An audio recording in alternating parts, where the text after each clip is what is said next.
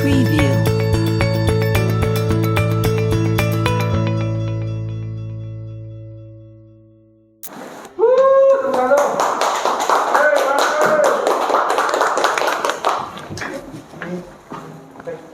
Kamera di itu ya. Halo teman-teman RSUD Kota Bogor, ketemu dengan saya lagi ya, dengan Dokter Pina.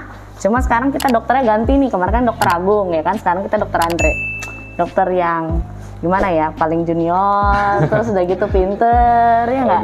Tampan juga nggak teman-teman? Tapi saya modal yang punya sih. Ya udah, sekarang sesuai dengan judul kan. Apa ya, judulnya kan kalau nggak salah kita kan turun kenakan stunting ya dok ya? Bener banget. Tapi dengan ASI eksklusif sampai 6 bulan. Bener. ASI kan kita tahu ya dok ya, pengertian ASI. Cuma masalahnya teman-teman pasti ada bingung nih, pengertian stunting itu apa dok? Coba dokter jelasin stunting itu sih seperti apa? Baik, ini kan topiknya kita tentang masalah Hari Anak Nasional ya. Ya betul, dan kita berbicara ini mengenai masalah stunting dan masalah ASI eksklusif. Ini merupakan suatu problem yang dari dulu, dari masa ke masa kita masih tetap akan membahas masalah stunting dan masalah ASI eksklusif. Baik, tadi pertanyaan dari Dokter Pina mengenai stunting. Stunting itu merupakan asal katanya adalah perawakan pendek. Jadi kalau kita ngobrolin tentang perawakan pendek, ini merupakan suatu kondisi yang malnutrisi kronis, berarti kekurangan gizi yang sudah berlangsung lama. Setidaknya sudah berlangsung selama lebih dari 3 bulan. Gitu. Jadi stunting ini kalau kita ngobrolin, berarti ada dong parameter untuk menyatakan seorang anak dikatakan stunting atau perawakan pendek. Perawakan pendek ini berdasarkan nilai dari antropometri, ada panjang badan atau tinggi badan berdasarkan usia, di mana nilai standarnya itu di bawah -2 standar deviasi. Itu udah dinamakan stunting. Nah, itu udah berlangsung lebih dari 3 bulan. Gitu, Dok Pina. Oke, perawakan pendek berarti kan artinya dia kecil ya dok ya? Kecil. Kecil, cuma dengan syaratnya dia harus malnutrisi. Iya. Kalau dia pendek nggak malnutrisi berarti bukan stunting dong? Bukan, stunting itu kita juga harus evaluasi tentang mengenai potensi dari tinggi genetik orang tua. Jadi kalau misalnya kalau genetiknya orang tuanya pendek, otomatis anaknya juga ikutan pendek dong. Tapi nggak mungkin dong tiba-tiba kucuk-kucuk anaknya nggak pendek kan. Kalau pasti karena ada hubungannya juga dengan genetik. Tapi kalau stunting yang kita bahas di sini, ini gangguan nutrisi, berarti di luar konteks si yang pendek kalau orang tuanya juga ikutan pendek. Begitu. Oke, siap deh dokter. Nah, berarti tanda-tanda awal dan warning sign-nya adalah dia pendek. Kan Benar. kita kan kata dokter kan dengan antropometri nih, kita ngukur tinggi badan sama panjang badan kan dok. Nah, berarti kan ya kalau misalkan orang-orang desa atau di itu kan pakai posyandu ya dok ya. Kalau misalkan kita di sini ya mungkin di Poliana kita selalu, makanya kalau di Poliana kan selalu di ini nih berat badannya, tinggi badannya kan kalau di pola anak. Nah, kalau udah mulai agak pendek tuh itu udah tanda-tanda warning sign atau gimana dok? Mulai agak pendek, jadi kan ada definisi stunted, ada namanya definisi stunting. Nah, kalau stunted itu adalah perawakan pendek yang misalnya kisaran kurang dari 3 bulan, kita waktu pas evaluasi pertama anaknya ketemu pendek nih, stunted di bawah -2 standar deviasi. Kita evaluasi selama 3 bulan ke depan. Apabila dalam 3 bulan tidak ada perkembangan atau perbaikan, ini bisa beresiko mengalami stunting. Dan definisi stunting itu udah definitifnya itu di atas 2 tahun udah sulit dikoreksi. Jadi kalau udah 0 sampai 2 tahun, kita masih gampang untuk mengkoreksinya. Tapi kalau sudah di atas 2 tahun, koreksinya akan susah sekali. Oh, berarti kita harus lebih aware nih teman-teman. Kurang dari 2 tahun ya, terutama masih bayi kali ya dok ya. Benar. Kan tumbuh kembangnya ada tuh kalau yang di buku apa pink ya dok ya buku biasanya. Kayak ya, buku benar. kayak gitu. Nah, kira-kira nih dok, faktor resikonya anak bisa stunting kan kalau pengaruh dari orang tua mah kan tergantung genetik atau tidaknya. Tapi ada nggak sih dok risiko bisa terjadinya stunting dok? Oke, faktor resiko terjadinya stunting ini adalah yang pertama faktor nutrisi dan yang kedua adalah penyakit. Nutrisi ini berhubungan dengan asupan yang tidak adekuat pada masa usia 0 sampai 2 tahun. Kita ketahui masa usia 0 sampai 2 tahun merupakan golden period, di mana 1000 hari pertama kehidupan untuk pertumbuhan dari sel-sel otak itu berlangsung dari usia 0 sampai 2 tahun. Apabila nutrisi pada masa 0 sampai 2 tahun kurang, maka akan terganggu juga untuk pertumbuhan dari terutama sel otak dan berakibat kepada tinggi badan. Nah, sedangkan yang kedua faktor resikonya adalah penyakit. Banyak penyakit-penyakit yang bisa mengakibatkan terjadinya kejadian stunting. Yang paling utama adalah infeksi. Yang kedua seperti anemia defisiensi besi, Bahkan infeksi-infeksi yang kayak silent disease yang pernah kita ngomong, oh penyakitnya silent, gejalanya nggak ada ya dok, tapi berat badan anak saya seret. Contohnya pada TB paru dan infeksi saluran kemih. Itu udah sekelumit tentang penyakit yang bisa mengakibatkan munculnya stunting pada anak. Bentar dok, kan berarti kan dari 1000 hari pertama ya, berarti kan dia dari masa baby di kehamilan dong, bener janin banget, ya. Bener. Berarti kalau kayak gitu asupan ibunya juga harus oke dong ya? Banget. Jadi ada sih yang menyebutkan bahwa stunting udah berlangsung sejak masa dalam kehamilan. Jadi dari usia terbentuknya proses nidasi, itu kan udah dihitung dari 1000 hari pertama kehidupan ya. Dari nidasi sampai anaknya usia 2 tahun adalah masa golden period tadi. Dan stunting udah bisa terjadi apabila asupan ibunya kurang pada masa kehamilan, ibunya anemia, asupan kalorinya rendah. Makanya stunting ini kan berhubungan dengan nutrisi. Apabila asupannya rendah, perekonomian keluarganya susah, ya let's say mungkin dia kurang mampu. Berarti otomatis dia untuk memenuhi kebutuhan kalori yang cukup seperti karbo, protein, itu kurang. Sehingga akibatnya impact-nya ke bayinya. Dan bayinya kurang nutrisi berdampak ketika dia lahir kurang nutrisi dan berakibat kepada stunting. Dan stunting ini bisa jadi beban negara loh, di mana udah ada data Riskesdas di usia 6 sampai 12 bulan itu 7,8 juta dari 35 juta balita itu mengalami stunting di Indonesia. Indonesia ini merupakan peringkat nomor 1 di Asia Tenggara untuk stunting. Jadi angka kejadiannya sekitar 35,6%. Jadi stunting ini kalau kita misalnya let's say dia tuh kayak lingkaran setan. Jadi kalau misalnya ibunya udah stunting, kemudian nutrisinya rendah, lahir anak yang stunting juga. Lalu anak yang stunting ini kan otomatis kan banyak tuh efek-efek samping dari anak mengalami stunting. Contohnya nih, let's say yang paling gampang adalah fungsi kognitif IQ-nya. Anak yang stunting itu kurang 25 poin dibandingkan anak-anak yang seumuran yang tingginya lebih normal dibandingkan anak stunting. Otomatis anak stunting memiliki lapangan pekerjaan lebih terbatas karena fungsi kognitifnya yang lemah sehingga dia susah kan untuk IQ-nya rendah, tentu dia susah untuk mendapatkan pekerjaan yang layak. Jadi seperti lingkaran setan. Jadi kalau misalnya kita bisa cut off, bisa kita cut dan kita bisa memberikan nutrisi yang adekuat sejak dari masa kehamilan, otomatis kan dihasilkan bayi yang juga berkualitas tentunya. Nah inilah kenapa selalu dari dulu ya dok ya, selama aku pembelajaran itu selalu, apalagi sekarang kan presiden tuh udah bikin kayak semacam SK gitu kan untuk pencegahan stunting. Ternyata fungsinya itu ya, supaya untuk masa depan anak kita dan masa depan kita di nasional ini tuh perbaikan gitu loh teman-teman, lebih maju gitu ya. Jadi paham. Jadi bangsa yang kalau misalnya dia menghasilkan kualitas anak yang, jadi anak-anak sekarang dalam 25 tahun ke depan akan menjadi pemimpin pada masa eranya itu tersebut. Jadi kalau misalnya kita melahirkan anak pada usia ini, 25 tahun kemudian dia akan menjadi pemimpin-pemimpin. Kalau dihasilkan banyak anak dengan kondisi stunting, malnutrisi kronis, otomatis perkembangan otaknya akan terganggu. Dan akan dihasilkan anak yang kualitasnya juga tidak bagus, tidak bisa memimpin. Anaknya ya let's say mungkin bodoh, yang lapangan pekerjaan terbatas. Jadi makanya pengaruhnya sampai ke sana. Makanya stunting ini udah jadi concern nasional mengenai supaya dihasilkan anak-anak dengan kualitas yang bagus, sehingga pemerintahannya juga waktu pada masa eranya juga dihasilkan kualitas pemerintahan yang juga oke. Oke deh. Jauh ya ternyata pemikirannya ya. Jauh sih, futuristik banget gitu untuk kedepannya gitu. Tapi kan dari Riskesdas tahun sebelum-sebelumnya sampai sekarang sebenarnya udah mulai ada penurunan nggak sih dok? Apa masih sama? Karena sekarang ini kan yang stunting ini topik hangatnya ini kan dalam kurun 2-5 tahun terakhir ini. Riskesdas kan menelitinya mulai dari tahun 2000, 2005, 2010, 2015. Penurunannya tidak signifikan, tapi tetap Indonesia masih yang tertinggi untuk kasus stunting di Asia Tenggara. Itu belum dunia ya, tapi itu hanya untuk Asia Tenggara kita masih yang tertinggi. Asia Tenggara kan cuma ada 10 negara ya teman-teman ya, maksudnya.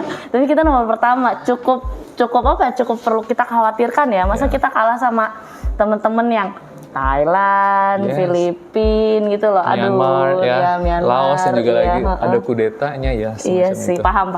Oke. Nah sekarang gini dok, bahayanya stunting sih tadi ya udah dijelasin ya, lebih ke paruh faktor konektif dan lebih ke untuk masa depan kita ya.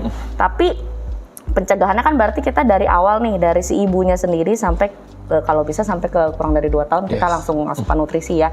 Nah kalau misalkan anaknya udah keburu stunting dok, kalau kurang dari 2 tahun kan dokter bisa dikejar dengan cara apa? Coba dok, kalau misalkan lebih dari 2 tahun, apakah masih bisa kita perbaikan pelan-pelan walaupun ya tidak akan maksimal gimana dok? Stunting itu kan ada growth spurt itu kan ada pada masa awal 0 sampai 2 tahun, lalu kemudian pada masa puberty. Jadi ketika masa pubertas, tinggi badan bisa kita catch up. Tapi kemampuan otak yang terganggu akibat pada anak stunting usia 0 sampai 2 tahun nggak bisa kita koreksi. Makanya golden period pada usia 0 sampai 1000 hari pertama, nutrisi otak itu benar-benar disupport. Jadi orang tua itu benar-benar fokus memberikan nutrisi terbaik karena 80% dari perkembangan dari sel-sel otak itu berlangsung pada usia 0 sampai 2 tahun. Kalau misalnya usia 2 sampai 5 tahun itu 20% sisanya, tapi tidak akan banyak impact-nya memperbaiki yang 80%. Jadi kalau sudah kejadian stunting, tingginya bisa dikoreksi dengan pubertas pada masa pubertas. Namun koreksi otaknya sudah tidak bisa kita lakukan. Makanya itu sangat penting sekali untuk mengkoreksi sedini mungkin. Mulai dari makanya dengan ibu melakukan ANC antenatal care itu kita sudah membantu memberikan, kita pastikan ibunya tidak anemia, ibunya tidak hipertensi, ibunya tidak mengalami proteinuria. Itu kan salah satu berbagai macam cara-cara untuk mencegah kita memberikan nutrisi yang adekuat pada bayi. Ketika bayinya lahir, kita lakukan pemeriksaan ulang lagi. Oh, bayinya bagus, aman, dan kita berikan nutrisi yang tepat, kenaikan berat badan sesuai, karena kenaikan berat badan, panjang badan, lingkar kepala itu linear. Apabila berat badannya naik, pasti akan diikuti dong dengan panjang badan sama lingkar kepala yang sesuai. Pastinya akan diikuti juga dengan grafik yang sesuai. Tapi kalau misalnya berat badannya tidak naik sesuai, automatically si panjang badan, lingkar kepala juga tidak akan bertambah. Dan pada masa 0 sampai 2 tahun, apabila kita kekurangan nutrisi, maka 50% yang dimakan oleh anak itu akan dikorbankan untuk pertumbuhan sel-sel otaknya. Jadi sangat bahaya sekali kalau usia 0 sampai 2 tahun anak tidak mendapatkan nutrisi yang adekuat. Kalau udah berlangsung, sudah terjadi lebih dari 2 tahun, ya kita hanya bisa mengoptimalkan sisa 20% yang tadi untuk pertumbuhan sel otak, tapi tidak akan banyak membantu. Makanya stunting itu kalau sudah terjadi, akan koreksinya akan sangat sulit. Tapi kalau misalnya masih berlangsung usia 0 sampai 2 tahun, kita masih bisa melakukan support supaya anaknya tidak mengalami stunting. Gitu. Aku sih baru tahu sih kalau ternyata tuh kayak kita berarti kan bisa meningkatkan panjang badan, mungkin pertumbuhannya kalau kita bisa ya. Cuma ternyata di otak atau perkembangannya justru tidak yang bisa. Sulit ya. Itu yang sulit. Oke, paham. Orang-orang kan pola pikirnya kayak kurus nih gitu. Yang penting naikin berat badan. Nah, naikin berat badan, naikin tinggi badan, ya berharapnya ya dengan ini anaknya akan lebih pintar, tapi ternyata nggak juga tidak ya. juga. Oke, karena kejadiannya udah berlangsung lama kan, usia 0 sampai 2 tahun tadi. Makanya concern kita tuh emang kalau misalnya berat badannya udah nggak naik sesuai, udah weight faltering misalnya, udah grafiknya udah mendatar. Ibu ini kenapa? Ini kenapa? Kita harus cari tahu apakah nutrisi yang kurang atau ada infeksi. Karena saya udah kasih makan, udah sesuai dengan pola asuhan yang tepat, nutrisinya bagus. Ternyata kita telusuri ada infeksi, ada anemia. Itu segera dikoreksi. Jangan dibiarkan. Dia tunggu dulu deh, tunggu. Sedangkan masa golden periodnya udah mau habis sampai 2 tahun. 2 tahun itu bentar banget loh, Pina. Jadi kalau bisa memang kita koreksi sedini mungkin. Oke, teman-teman itu ya yang kita harus garis bawahi dari Dokter Andre bilang Bener tuh. banget. Dari dini, dari sedini mungkin. Sedini mungkin ya. Oke dok, nah itu kan kurang lebih tentang stunting nih. Teman-teman pasti udah ngerti lah stunting, pola pikirnya, pengertiannya, bahaya dan faktor risiko kita udah cukup tahu lah ya. Nah sekarang kita fokus ke ASI-nya nih dok. Yes. ASI itu apa dok sebenarnya? Baik, kan kita ngobrolin ASI. Apa sih korelasi antara stunting sama ASI? Jadi salah satu mencegah terjadinya stunting adalah pola asuhan yang tepat. Pola asuh yang tepat itu adalah memberikan ASI eksklusif. Jadi ASI itu udah murah, gratis, bisa, maksudnya tidak berbayar ya. Ibu hanya memompa dan dibikin ibunya happy oleh suaminya supaya produksi ASI-nya cukup, dan itu bisa diberikan dengan nutrisi yang sangat bagus banget buat bayi. ASI itu sendiri merupakan substansi lemak yang komposisinya itu sudah ada karbohidratnya, ada proteinnya, dan nutrisi yang sangat terbaik. Jadi the best nutrition in the world itu adalah breast milk. Jadi ASI adalah itu nggak bisa ada yang ngalahin ASI. Berbagai macam susu formula pun sudah di remake meniru ASI, itu nggak ada yang menyerupai. Tetap ASI adalah the best one. Jadi ASI itu sendiri kan ada berbagai macam jenis ya. Ada colostrum, ada ASI matur, ada ASI prematur juga. Sedangkan komposisi ASI itu ada namanya ASI Hinmil, ada ASI Formil. ASI Formil itu adalah ASI yang komposisinya terdiri atas laktosa yang lebih banyak, protein, sedangkan lemaknya lebih sedikit. Sedangkan kandungan yang Hinmil itu lebih banyak lemaknya dibandingkan laktosa sama si proteinnya. Nah, dua-duanya sama pentingnya untuk menutrisi otak. Baik si lemak yang Formil itu laktosanya bagus buat perkembangan otak, sedangkan Hinmil mengandung asam lemak esensial yang penting juga untuk pertumbuhan otak. Jadi dua-duanya dengan kita memberikan ASI eksklusif dari usia 0 sampai 6 bulan, berarti kita sudah membantu untuk mencegah stunting pada anak. Itu hal sederhana yang bisa dikerjakan dari semua lapisan lapisan ekonomi. Jadi kan kita ngobrolnya tadi kan gimana dengan orang yang tidak mampu, bagaimana kalau orang mampu, let's say dia bisa mencukupi kebutuhan nutrisinya dengan memberikan, misalnya kalau ASI-nya kurang dia bisa memberikan susu formula. Tapi kan the best one adalah breast milk, ASI. Jadi kalau bisa berikan ASI, terutama selama 6 bulan pertama kehidupan bayi. Nah, kan tadi kata dokter kan ada Formil, Hilmi, gitu kan, dan kolostrum. Kolostrum kan yang kita pasti udah tahu lah. Itu kan pas lagi baby lahir, terus pas ini semi-sudi ini kan keluar tuh kolostrum kan, yang kuning-kuning gitu kan dok, kalau masalah ya. Nah, kalau si Formil Hilmi ini tuh mulai muncul pas kapan dok? Pada ASI matur sama ASI peralihan biasanya. Kolostrum itu kan di awal-awal dia lebih kental, warnanya lebih kuning, kandungan IgE-nya, imunoglobulin E-nya, A-nya lebih tinggi, dan itu bagus banget buat sebagai antibodi buat bayi. Kemudian ada namanya ASI peralihan diikuti sama ASI matur. Nah, ASI matur itu yang sudah ada komposisi sama Formil sama Hinmilk-nya. Oke. Nah, tadi kan dokter juga bilang ada yang ASI matur, ASI prematur. Itu tuh sebenarnya beda ya dok? Prematur itu berdasarkan usia gestasi bayinya aja. Kalau misalnya kan normalnya itu kan kelahiran itu kan 37 sampai 42 minggu tuh yang gestasinya aterm atau lahir normal. Tapi kalau di bawah 37 minggu kan kita namakan prematur ya. ASI yang pada bayi yang dihasilkan pada bayinya kurang dari 37 minggu dan ibunya mengeluarkan ASI itu dinamakan ASI prematur. Tapi pada intinya kita ngomongin sih ASI-nya secara holistik, secara garis besar highlight-nya adalah tentang ASI. ASI ya? Iya, Oke. Nah, gini dok, kan kalau ASI yang tepat ya udah tahu lah, berarti kan dari pas awal, baby pas kita udah ini semester dini sampai 6 bulan. Tapi sebenarnya ada nggak sih dok perbedaan kalau kita kasih ASI itu kurang dari 6 bulan, kurang dari setahun, kurang dari 2 tahun, ada nggak sih dok perbedaannya sebenarnya untuk catch up growth anak kita gitu? Baik. Sebenarnya itu perbedaannya ada, perbedaan di sini adalah apabila kita memberikan ASI eksklusif itu kan WHO sudah menyarankan bahwa pemberian ASI itu usia 0 sampai 6 bulan. Kemudian karena jumlah ASI tidak mencukupi lagi di usia di atas 6 bulan, maka perlu pendampingan yaitu dengan pemberian MPASI. Pemberian ASI untuk catch up grow itu yang kata Dr. Pina, misalnya ASI-nya hanya diberikan sampai 4 bulan, ASI-nya hanya diberikan sampai 6 bulan, ASI-nya berhasil bisa diberikan sampai 2 tahun misalnya. Signifikannya sih pada dasarnya tidak ada masalah. Untuk pertumbuhan otaknya hampir sama selama kandungan kalori dan nutrisi selain dari ASI. Kalau misalnya ASI-nya kurang, misalnya di bawah ASI-nya 4 bulan, tapi akhirnya dia dibantu sama susu formula. Selama kalori yang diberikan anaknya cukup, maka anak juga ternutrisi dengan baik untuk otaknya itu sendiri. Jadi nggak ada masalah. Perbandingan yang signifikan tidak ada. Tapi lebih bagusnya 6 bulan ya dok ya? 6 secara bulan. Internasional kan sebenarnya dari benar. WHO itu sendiri.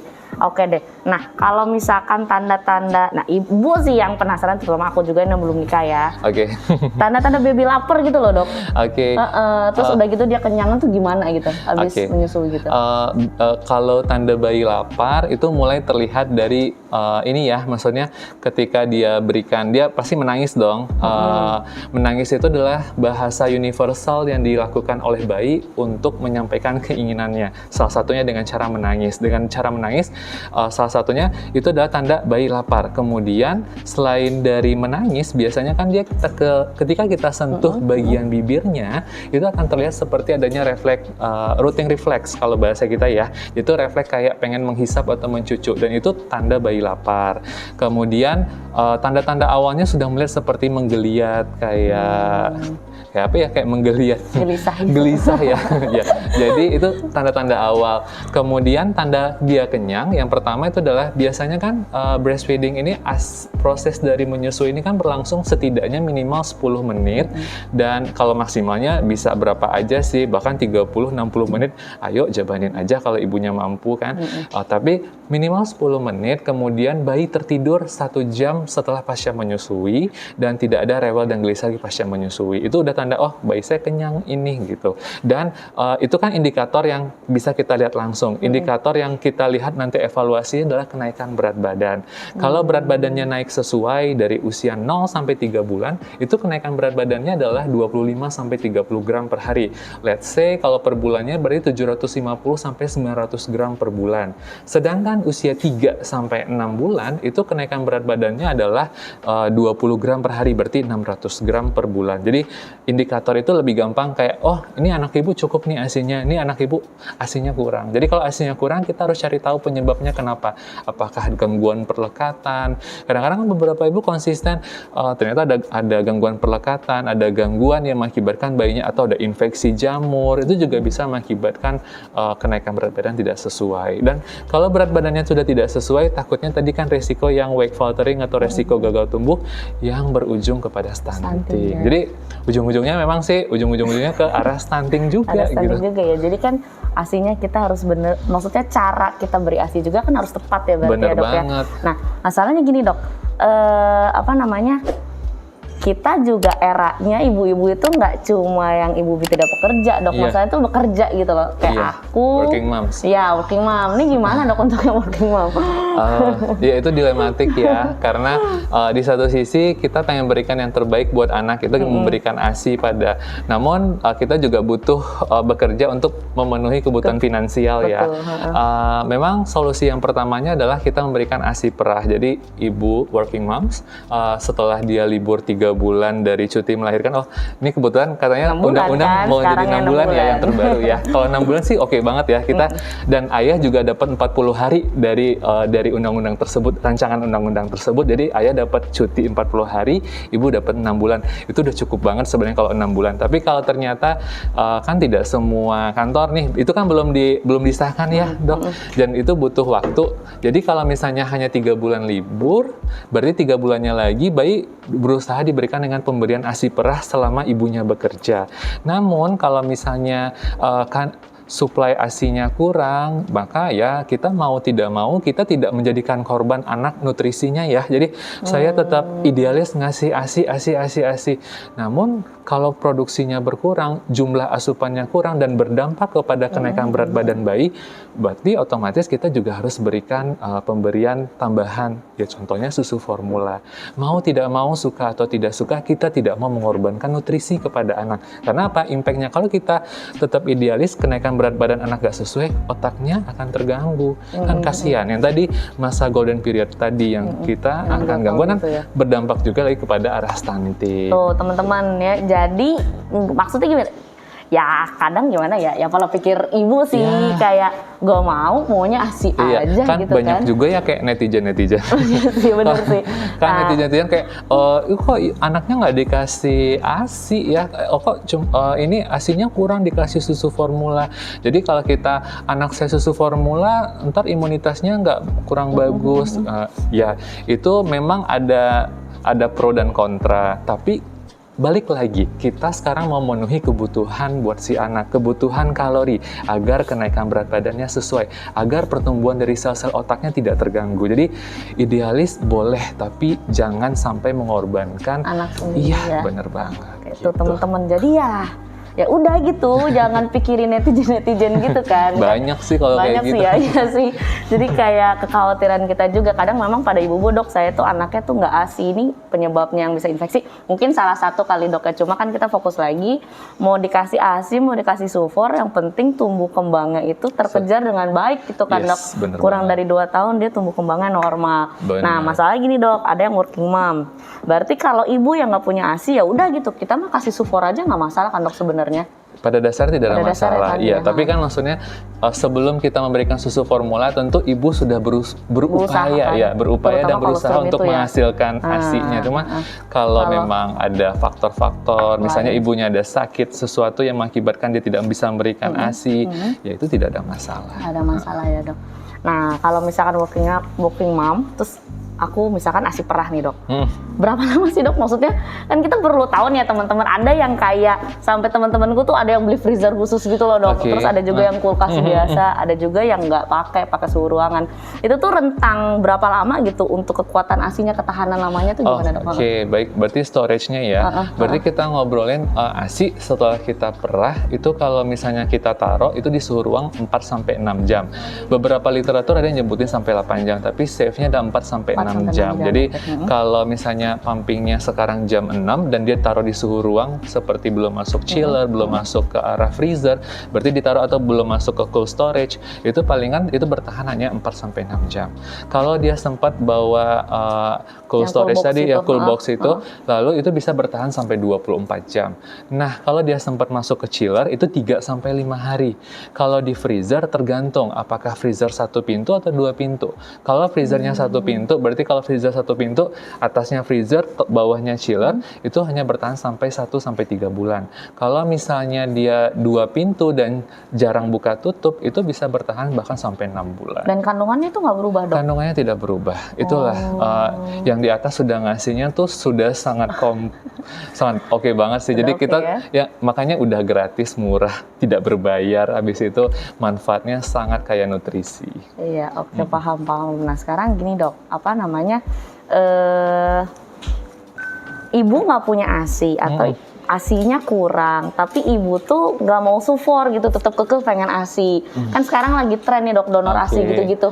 Itu sebenarnya ada perbedaan apa enggak, atau memang sebenarnya baik atau tidak sih dok untuk donor ASI itu kayak gitu? ASI donor itu kan memang ASI donor itu kalau kita refleksinya sama orang di luar negeri ya. Kalau refleksi di luar negeri, orang yang melakukan ASI donor, mereka harus mengalami terscreening dengan baik. Jadi kayak ada semacam badan yang mereka men-screening. Jadi ASI itu dikirim kayak bank ASI, kemudian dilakukan screening. Mama yang ngirim sebagai pendonor itu dilakukan screening dari berbagai macam penyakit seperti HIV, HIV, sifilis, hepatitis B. Karena kan kalau misalnya ASI donor yang tidak dilakukan screening, maka kita beresiko untuk menularkan penyakit berbahaya tadi kepada bayi. Kalau di Indonesia, kita ngomong di Indonesia kan bank ASI kan memang belum ada.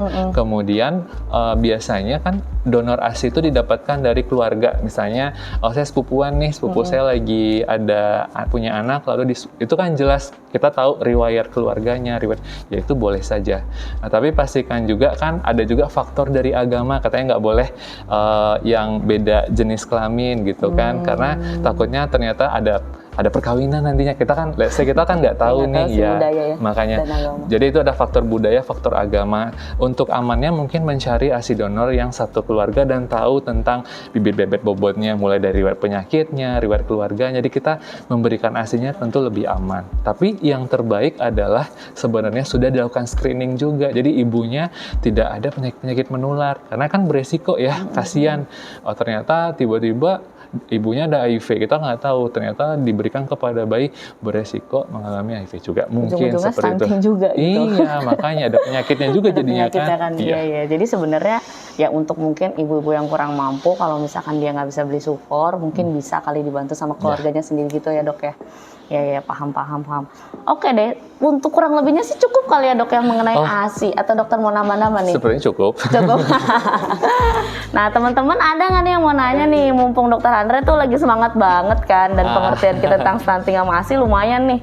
Aku sih secara pribadi, yang walaupun aku ya masih single nih kan, belum nikah, tapi itu lumayan lah buat pengetahuan aku ke depannya, karena kan balikin lagi ya, ibu tuh pengen yang terbaik buat anaknya. Nah sekarang kurang lebih aku cukup paham sih, maksudnya kita tuh harus gimana, bahkan dari hamil tuh kita harus sudah aware gitu, sampai yang 1000 hari kehidupan kan, sampai 2 tahun kita tuh bener-bener harus gimana ya, perkembangan janin sama bayi dan bahkan anaknya itu harus tetap optimal, naik terus kalau bisa, jangan sampai turun atau kayak flat gitu, vegetatif gitu ya dok ya? Yes, benar.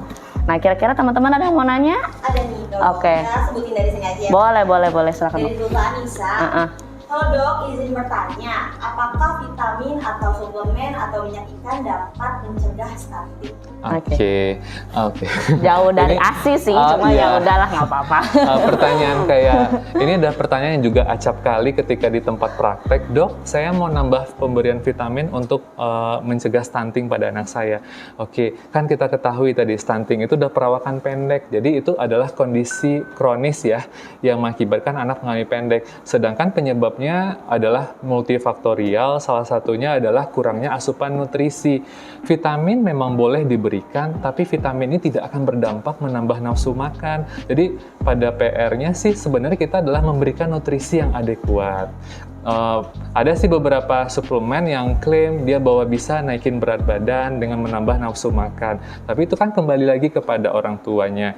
Untuk pemberian seperti minyak ikan, untuk sebenarnya kalau minyak ikan itu kan suplemen dari luar. Kebutuhan suplemen minyak ikan itu dia kandungannya AA dan DHA itu jumlahnya cuma 100 sampai 200 mikrogram per hari kebutuhan bayi, dan itu sudah terpenuhi dalam ASI. Bahkan susu formula pada saat ini tuh sudah diperkaya, sudah di-enrich, sudah difortifikasi juga dengan AHA dan DHA. Sebenarnya pemberian suplemen tambahan tidak banyak signifikannya untuk meningkatkan anak saya jadi pinter. Tidak. Pinternya itu mungkin karena anaknya sudah diberikan nutrisi yang adekuat, tidak ada penyakit, maka mungkin kelihatannya yang mendapatkan pamor bintang utamanya malah suplemennya, padahal tidak. Padahal itu semua adalah suatu yang menyeluruh ya, suatu keseluruhan yang holistik. Jadi kalau menurut saya perlu atau tidak? Tidak perlu. Beberapa literatur sudah bisa menyebutkan bahwa suplemen bisa didapatkan dari ASI itu sendiri. Makanya kalau udah dapat ASI sebenarnya nggak perlu lagi tambahan-tambahan suplemen lainnya. Dok, tapi aku mau nanya dulu, kan aku tuh pernah dengar kayak ASI kita itu di rentang 1 sampai 4 bulan kan kandungannya tetap tinggi ya, tapi pas 5-6 bulan tuh katanya kandungannya mulai turun. Nah ada beberapa kayak ya temen-temenku atau ibu yang lain tuh suka tambahin suplemen besi, vitamin D gitu, zinc gitu, itu gimana dok? Oke, setuju. Kalau yang masalah vitamin besi, suplementasi zat besi pada anak cukup bulan itu mulai diberikan memang sejak usia 4 bulan sampai usia 2 tahun. Pada anak prematur atau preterm itu diberikan suplemen besi mulai dari usia 0 bulan. Karena kandungan dari ASI prematur tadi yang kandungan besinya lebih rendah. Jadi makanya diberikan pada orang-orang yang memang beresiko, dan ditambah mungkin ibunya juga mengalami anemia sebelum pada masa kehamilan. Jadi diberikan suplementasi zat besi. Untuk vitamin D itu literatur ada yang nyebutin dari usia 0 bulan sudah boleh diberikan. Karena Indonesia walaupun kaya dengan matahari, maksudnya sun exposure-nya juga cukup, namun kita kadang mager karena takut hitam. Panas. Iya, takut Hitam. hitam, jadi takut dengan bla bla bla blanya, jadi akibatnya paparan sinar mataharinya kurang. Jadi pemberian vitamin D ada yang menyebutkan sudah boleh diberikan sejak usia 0 bulan. Jadi 0 sampai 3 tahun itu udah boleh diberikan suplementasi vitamin D 400 IU, International Unit. Gitu. Oh, teman-teman, jadi sebenarnya kalau vitamin D sama zat besi sebenarnya nggak masalah Nggak ya, masalah. tapi untuk vitamin yang lain atau suplementasi yang lain mungkin kita harus pikirkan lagi fungsinya tuh buat apa gitu. Maksudnya emang untuk nutrisinya atau untuk yang lainnya gitu ya dok ya Bener sebenarnya ya. banget. Kira-kira ada yang mau nanya lagi nggak nih teman-teman? Ada nih dok. Oke, Dari next. akun Nurul H. Dok izin bertanya, apakah stunting bisa dicegah dari saat remaja? Oke. Oke. Baik. Gimana, Dok? Berarti ini udah long term banget nih, udah banget. puberti. Oke. Mikirnya jangka panjang sebelum nikah ya. Berarti kan karena kan kalau dicegah dari remaja, berarti kan dia berpotensi untuk menghasilkan anak yang takutnya resiko stunting. Bisa dengan kita tetap mengkonsumsi makanan-makanan yang bernutrisi, menghindari makanan kemasan. Sebenarnya kan udah salah satu faktor-faktor yang bagus untuk mencegah stunting dan dihasilkan ibunya tidak anemia, ibunya kecukupan gizinya cukup. Itu bisa banget. Jadi sejak dari remaja, tapi ini tujuannya produksinya bukan buat ibunya sendiri, tapi impactnya untuk bayinya dia ketika dia Kalau mau. nanti dia nikah, Yes. ya kan dok ya, Benar. punya baby, setidaknya babynya tidak seperti ibu atau bapaknya Ya. kali ya dok yang stunting. Oh, Iya. oke, paham. Sip. Ada lagi nggak teman-teman? Banyak dok ternyata. Oh iya ya. Nah, dok, apa saja sih dampak resiko panjang jika bayi tidak mendapatkan ASI eksklusif dan tips untuk mengatasi bayi yang bingung puting. Oke. Ini udah jauh dari topik ya. Iya, Oke. tapi penasaran dok, Oh, iya. kayaknya nih ibu-ibu yang lagi galau gimana Seharusnya caranya kita ya? ngobrolnya di beda topik lagi ya. Iya. Karena ini topiknya sebenarnya ada di luar konteks, jadi saya coba menjawabnya ya. Dampak dari ASI tidak diberikan ASI eksklusif ya. Saya nggak tahu nih di sini ASI eksklusif ini memang dia mengandung berbagai macam imunitas penting, imunoglobulin A, imunoglobulin G yang penting, dan mengandung probiotik penting seperti Lactobacillus, Bifidobacteria, dan itu memang sangat bagus. Tapi kalau misalnya ASI eksklusif di sini anaknya tidak diberikan nutrisi yang tidak adekuat selain dari pengganti ASI, misalnya tidak diberikan susu formula yang tepat, ya sama aja. Jadi resikonya ya berat badannya tidak akan naik sesuai. Tapi kalau misalnya ibunya nggak ngasih ASI eksklusif, namun diberikan susu formula, kenaikan berat badannya sesuai, anaknya akan sama kok dengan anak yang mendapatkan ASI eksklusif. Oke, lalu pertanyaan kedua tentang bingung puting ya. Iya, betul. Oke, bingung puting. Kalau bingung put ini sebenarnya kan karena penggunaan DOT terlalu nyaman yang bikin akhirnya bayinya nggak mau menyusu ke puting payudara. Untuk menghindari terlalu nyaman ini caranya adalah memotong, berarti cut penggunaan semua metode selain dari puting. Jadi kita penggunaan DOT kita hentikan, maka diganti ke peralihan. Bisa pakai soft cup feeder, bisa pakai pipet tetes, bisa pakai sendok, atau pakai nurse feeding. Itu tujuannya adalah membantu anak supaya tidak bingung puting. Memang ini tahapannya, prosesnya agak cukup ribet sih, dan itu butuh 2-4 minggu sampai anak bisa kembali menggunakan puting payudara. Dan perlu kesabaran, karena ketika dia pakai DOT, anak itu kan pengen buru-buru ngisepnya karena alirannya lancar. Ketika dengan payudara, alirannya kan kadang-kadang tidak selancar dengan menggunakan puting DOT. Jadi kita sarankan sih tetap DBF kan interval 2-3 jam. Kalau anak nggak puas, metodenya diganti selain dari DOT yang tadi. Oke. Ada lagi nih dok. Oh, baik. Dari Tia.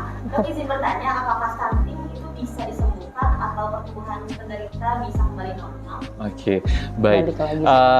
Kalau stunting ini sekarang sebenarnya kalau untuk mengejar dari ketertinggalan panjang badannya itu bisa dikejar pada growth spurt yang kedua, yaitu pada masa pubertas. Lalu yang kedua yang tidak bisa kita koreksi itu adalah pertumbuhan dari perkembangan sel-sel otak yang terganggu pada usia 0-2 tahun tadi. Itu tidak bisa dikoreksi. Bahkan anak stunting ini beresiko untuk 4 kali menjadi obesitas pada saat dia usia dewasa, diabetes mellitus, bahkan hipertensi. Jadi malah penyakit-penyakit degeneratif sangat mudah terjadi pada anak-anak dengan stunting pada usia dewasanya. Jadi kalau misalnya koreksi untuk panjang badan bisa, koreksi berat badan bisa, tapi yang tidak bisa dikoreksi adalah sel-sel otak yang sudah terganggu pada usia 0-2 tahun. Karena usia 0-2 tahun itu adalah masa golden period. Jadi 1000 hari pertama itu 80% pembentukan sel-sel otak bayi itu pada usia tersebut. Kalau udah terganggu pada masa itu, maka kita nggak bisa repair. Sama kayak pasien kejang ya dok ya, kalau misalnya kejang lebih dari 3-5 menit, kan sel-sel otaknya mati. Dan itu kan sel otak beda sama sel kulit. Kalau luka kan diganti sama sel kulit baru. Kalau sel otak kan tidak bisa diganti sama sel-sel otak baru. Jadi untuk koreksi otak tidak bisa. Jadi misalnya kalau dilihat nih misalnya kita datang ke praktek misalnya, dok kok anak saya perkembangannya terlambat, dilihat sekarang status gizinya bagus, jadi kita tanya nanti evaluasi di usia 0-2 tahunnya, gimana kenaikan berat badannya di usia 0-2 tahun, oh ternyata nggak naik sesuai, ternyata ada pengaruhnya deh, oh mungkin ada gangguan ke arah, mungkin awalnya dulu ngalami stunting, sekarang udah bagus di usia 7 tahun misalnya, kayak gitu. Oke, tuh teman-teman ya. Oke. Masih Terserah Boleh, dari. silakan. Oh boleh. ini ada dari Sandra _face. Dok, bagaimana nih untuk pasien-pasien yang datang ke Vaskes dengan kondisi anak stunting tapi sudah berusia 3-5 tahun? Telat kah dok? Atau ada penata laksana khusus untuk pasien? Baik, yang pertama itu adalah kan stunting ini kan tidak melulu masalah yang kita sebutin masalah nutrisi atau masalah infeksi. Kita juga harus pastikan juga masalah genetik atau masalah gangguan hormon. Jadi kalau misalnya kita ketemu stunting, pertama kita plot dulu ke grafik. Kan kita biasanya kalau di fase 1 sama dokternya akan diplot dulu ke grafik. Oh ini sesuai nggak ya perawakan pendek atau tidak. Kemudian dievaluasi juga riwayat nutrisinya, riwayat perkembangan kelahirannya. Lalu dihitung juga PTG-nya, potensi tinggi genetiknya. Kalau misalnya anaknya masih dalam range PTG dan anaknya stunting, ya berarti aman ya. Tapi kalau misalnya ternyata dia di bawah dari PTG dan anaknya stunting, berarti itu suatu tanda tanya. Apakah ada gangguan hormon juga? Tapi kalau ternyata setelah kita lakukan evaluasi dengan bone age ya, dengan kita bone age ternyata usia kronologisnya sama dengan usia tulangnya, berarti dia stuntingnya bisa gara-gara waktu pas nutrisi yang terganggu tadi. Gitu. Jadi kalau misalnya ketemu anak stunting pada fase 1 plot dulu, kalau bingung rujuk ke dokter spesialis anak biar kami yang pusing. Gitu. Setuju sih. Setuju ya. Oke, gimana? Ada lagi? Masih ada sih, tapi ada Waktunya ya? Ya, Apa kalau waktunya juga udah habis ya? Oke deh. Baik, sepertinya menarik ya. Menarik banget dan pada sebenarnya gimana ya dok, selain ASI tuh mereka masih penasaran kan, cuma nanti dah di luar topik ya teman-teman ya, di luar topik nanti ya kalau misalkan kita ada kesempatan waktu ya dok, Oke, aku dengan sip. yang lainnya, dokter yang lainnya boleh Mungkin atau dalam dokter bentuk Handra sendiri. webinar kayak kata dokter Nah tadi ya. gitu ya, webinar kali ya kita biar ada apa teorinya lah, ini kan kayak sharing ngobrol doang Iya. gitu ya. Ya udah sekarang aku kesimpulan kali ya dok. Jadi intinya stunting itu karena perawakan pendek, cuma dengan tanda kutip dia harus ada malnutrisi atau infeksi kronis, gitu kan ya dok ya? Ada jadi dia kan perawakan pendek akibat bagian dari gizi kronis ya. ya, Salah satu penyebabnya asupan yang tidak adekuat sama infeksi tadi. itu, ya. Nah untuk kita mengimikan nutrisi yang adekuat itu, kalau dari awal ya kalau bisa kita langsung berikan ASI eksklusif itu ya dok ya, Yes, pola dengan dengan kandungan yang memang Tuhan udah ngasih dan udah siapkan bahwa ini gizinya akan tepat dan maksudnya kesediaannya juga akan ya pasti ada gitu kan, karena dari ibu sendiri gitu kan, untuk produksinya juga sesuai dengan ininya kita ya dok ya. Nah dan untuk masa depannya kembali lagi bahwa tujuan kita ini untuk menurunkan angka stunting itu untuk masa depan kita gitu, buat bangsa kita sendiri. Benar. Bukan karena nanti dilihat, bukan karena tumbuh fisik yang pendek-pendek ya, bukan, tapi ternyata untuk otak kita nih teman-teman, buat otaknya anak kita gitu, supaya kognitifnya lebih baik, nanti untuk dia usia dewasa memiliki pekerjaan yang lebih layak, Yes, bisa betul. menjadi pemimpin gitu. Jadi buat bangsa kita pun akan lebih baik, nggak gini-gini aja Yes, kan ya dok ya. banget. Itu sebenarnya tujuannya kenapa. Nah itu makanya presiden nih sampai sekarang tetap kekeh mau gimana caranya angka stunting di Indonesia harus diturunin gitu. Kalau kita bisa cegah dari janin, kenapa enggak gitu kan ya Benar dok banget, ya. iya. Jadi untuk ibu-ibu juga nih ya yang lagi hamil, ya kalau bisa harus makan yang banyak, minum yang banyak biar sehat lah, biar janinnya juga sehat. Insya Allah nanti ya dok ya, babynya akan tumbuh kembangnya akan lebih baik. Benar. Seperti itu ya. Oke deh, karena waktunya udah habis ya, jadi kita tutup aja. Makasih banyak nih dokter Aji Iya, untuk terima kesempatannya kasih. ya. Iya, siap. Dan teman-teman juga yang udah nonton Aji Live, kita berdua teman-teman RSUD ini selalu keren ya, selalu mengikuti mau di jam berapapun ya nggak sih gitu ya. Jadi ya terima kasih, kembali lagi aku dengan Dokter Pina dan Dokter Handre. Saya mengucapkan selamat sore dan bye-bye teman-teman Bye-bye. ya. Bye. Oke.